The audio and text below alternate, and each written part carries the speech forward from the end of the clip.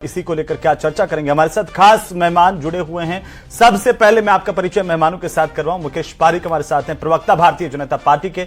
Are Tiwari हमारे साथ हैं, जिला अध्यक्ष हैं जयपुर शहर कांग्रेस के। और सुरेश कुमार हमारे साथ हैं, पूर्व RAS अधिकारी हैं राजस्थान सेवा के। साथ ही साथ स्टूडियो से मेरे साथ मौजूद है निरंजन पोद्दार, राजनीतिक विश्लेषक के तौर पर। आप सभी का बहुत स्वागत। पोद्दार साहब, सबसे पहले आप इसे शुरुआत करते हुए, आचार संहिता लगने में आपको ज्यादा समय बाकी नहीं है, लेकिन उससे पहले 3 नए जिलों का ऐलान कैसे देख पा रहे हैं? क्या ये नए जिले राजस्थान कांग्रेस को जिताएंगे? देखिए हेमंत जी, इसके ऊपर तो एक ही बात बोलना मेरे हिसाब से प्रासंगिक रहेगा कि माल महाराजगार मिर्जा खेले होली।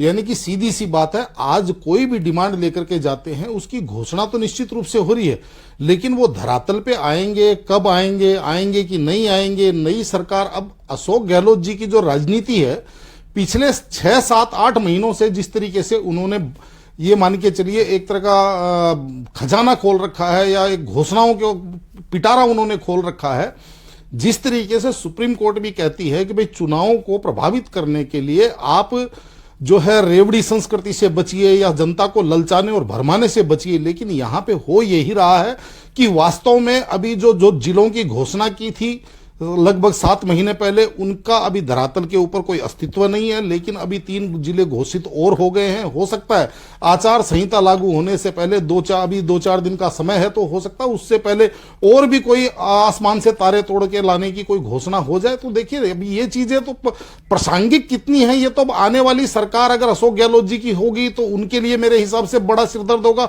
और अगर कोई सरकार बदलती है तो वो सरकार अपने, वो कहते हैं ना, यात्री अपने सामान का स्वयं ध्यान रखे, ऐसी स्थिति का मेरे हिसाब से अब राजस्थान को सामना करना पड़ेगा।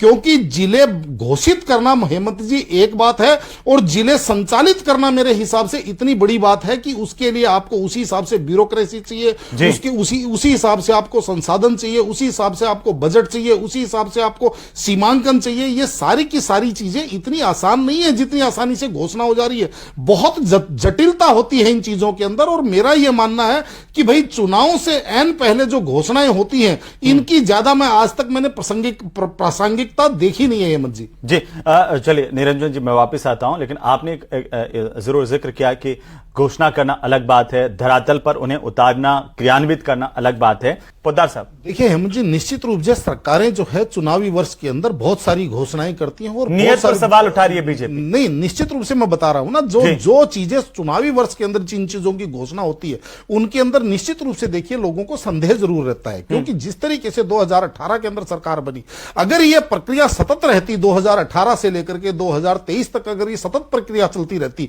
मान लीजिए पहले गति थोड़ी कम होती, उसके बाद में गति बढ़ जाती, तो भी जनता को एक मन में भरोसा होता, आप और हम ये चीज को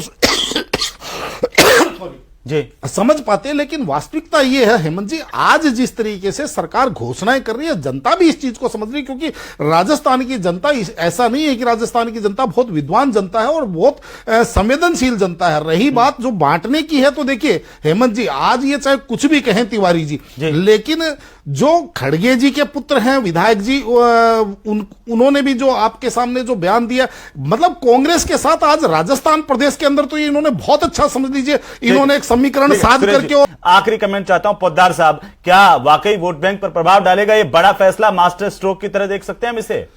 देखिए हेमंत जी, राजनीति निश्चित रूप से भरमाने का और समझाने का खेल है। अगर मान लीजिए जिस तरीके से जनता को भरमाने का प्रयास किया जा रहा है, अगर भारतीय जनता पार्टी उसको समझाने में सफल हुई तो मेरे हिसाब से इतना लाभदायक नहीं होगा। और अगर समझाने में नाकाम रही तो निश्चित रूप से देखिए लाभ तो होता है इस चीज। जी चलिए, बहुत शुक्रिया आप सभी मेहमानों का इस चर्चा में शामिल होने के लिए। पारीक साहब आपका भी, तिवारी साहब आपका भी, पोद्दार साहब आपका भी, सुरेश जी आप भी हमारे साथ शामिल हुए, आपका भी बहुत शुक्रिया। कुल